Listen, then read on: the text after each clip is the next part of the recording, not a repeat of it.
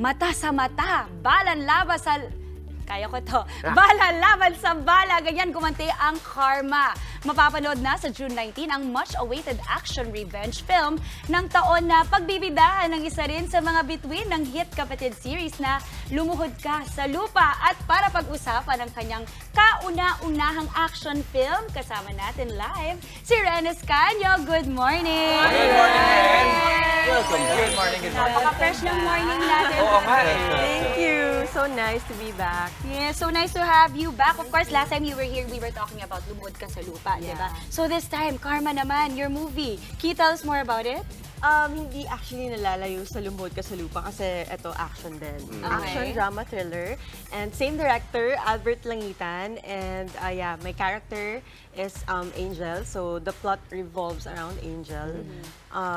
Pinatay yung tatay niya sa harapan niya. So what do you expect? Anong mangyayari sa isang tao kapag nakita niya yung tatay niya na nawala mismo sa harapan niya? So of course, lumaki siya ng...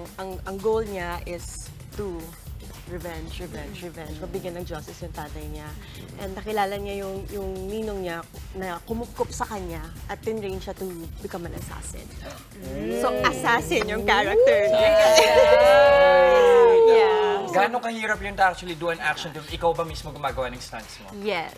Wow! Yes. And first time ko actually na gumawa ng action and very intense. At masasabi ko na mahirap pala gumawa ng action. Bukod sa comedy, di ba ang hirap ng comedy? Yung action, iba matagal, mas mahaba yung process.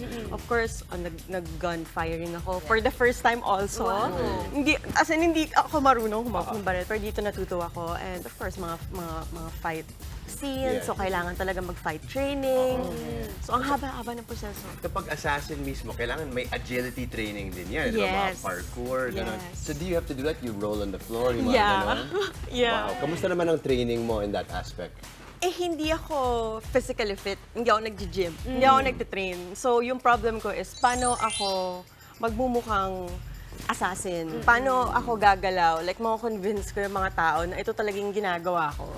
So, minake sure namin ni Direk Albert yun na kailangan pag nakita ko ng mga tao sa screen, like, wala silang makikitang bahid ng Ren Escanio. Kasi parang nasanay sila, like, very light yung mga ginagawa ko, ganyan. So, ito talaga very different. As in, ilang beses ako umiyak sa set. Sabi ko sa kanila na, Direk, ayoko na, uwi na ako, hindi ko na po Yan kaya. na nga, nakikipagbawi lang na siya.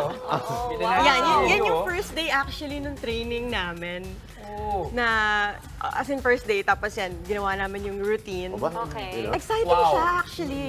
Galing ah. Yeah, exciting, very exciting. Tsaka syempre pag yan, though it is an action film or movie, pero maraming technicalities kasi pag action, di ba? May choreography din yan Yes, parang Tama ba? sumasayaw ka eh. Oo. You have to like memorize the steps, the whole routine. Pero at the same time, hindi pwede nakikita na ina-anticipate mo masyado yung moves, no? Yes, to the point na merong isang scene kami ni Ate Krista, kasama ko din si Krista Miller dito. Bukod kay Sid Lucero, Kuya Paolo Paraiso, and Roy Vinson, merong isang eksena. Dahil, syempre, kailangan ibigay mo lahat para one take lang, diba? Kung hanggat maaari.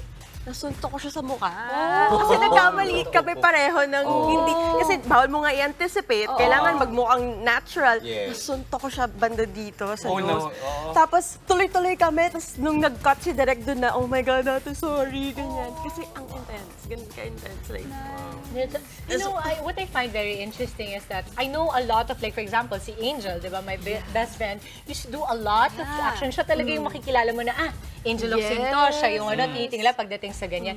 But they always have the sweetest faces. And si Ren kasi, there's extra work, mama, for an artista to seem tough when your face is super sweet. But what I want to know is that, di ba, very hard na pagsabayin itong mga bagay na to. So you're doing Lumuhod Ka sa Lupa, also Karma. Tama? Together? Sabay ba? Shoot namin siya like a year ago pa. Pero ang nagkasabay na lang is ito, yung promo, and nag-promo din kami ngayon sa Lumuhod kasi nga prime time na kami. What was it So, like for you? I mean, doing all these things, how do you feel about all the changes? Because it's such a big, know. diba, step. Yeah, overwhelming.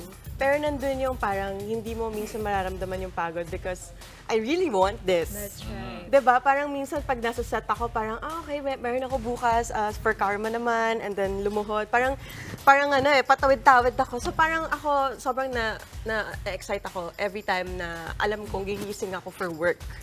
So hindi mo ganun ka mararamdaman yung pagod. Pero nandun syempre yung pressure, kung paano ko mapapangatawanan lahat ng to, kung paano mag-work lahat ng ginagawa ko. Pero so far, parang so far so good naman. And nag-work naman yung lumuhod ka sa lupa. Also, eto, malapit na nga, Karma. So sana, ito din. Lapit na. I know, June 19. Nakakatawa pag sinasabi, ang lapit na ng Karma. Parang hindi mo gusto. Pero good, you know, but when you do good, Karma is actually good. also. Yes. Diba? Yes. What was the most challenging scene you ever had to do for Karma? Yung eksena naman sa Baguio. So, meron kaming isang malaking eksena na shoot namin sa Diplomat Hotel. Hindi ka natakot. Ibang klaseng takot kasi ang mga gagawin ko stunts. Bukod dun sa, hindi ko Di mo naisip yung naisip. mga stunts. Mas takot ako dun sa mga stunts na gagawin. Kasi ang laki yung fight scene. Tapos yun yung araw na first time ko mag-shoot ng isang malaking fight scene. So before nung fight na yon, merong isang mahabang monologue si Tito Roy Vinson. Tapos may hawak akong barel. Yung hawak kong barel, airsoft siya. So medyo mabigat. Parang totoong barel talaga yung hawak mo. So the whole time, nakaganon lang ako. Tapos abang nagda-dialogue siya. Tapos ramdam na ramdam ko yung pressure, yung pagod. Tapos yung iyak ko, like totoo na talaga. Kasi iniisip ko, next na yung malaking fight scene. Tapos mamaya nag-sink in na lahat sa akin. Parang sabi ko, direct, hindi ko na po kaya. Parang hindi ko na po kaya. Gusto ko na umuwi. Yun yung time na parang naramdaman ko lahat ng pagod, lahat ng pressure, tapos ang haba ng routine na gagawin ko. And then, nilapitan ako ni Direk, sinabi niya sa akin, bakit ka nandito? Anong ginagawa mo dito? Ba't ka namin pinili? So you think hindi mo kaya to? Ba't ka nandito? Tapos doon na nag-ano sa akin, parang, okay, I have to do this. Tapos parang magic, na kapag na-challenge ka, na feeling mo hindi mo kayang gawin or nakikita ng mga tao hindi mo kayang gawin, mas gagawin mo siya. Oo, tsaka yung feeling na yung ibang tao may tiwala sa'yo. So Yes. bakit hindi ka magtitiwala sa sarili? Exactly. Of all people, like, ang dami-daming artista, hindi ko rin alam kung bakit ako yung pinili nila. So, parang binigyan ako ng malaking-malaking chance and parang pinasa sa akin yung bola and nasa akin na yun kung shoot ko or not. I can't stop watching yung mga yung mga eksena. eksena mo. I think ang pinakamaganda dito, Maui, kasi nakakagulat na pag tignan mo si Ren, tapos biglang ganyan yung ginagawa niya. I love it.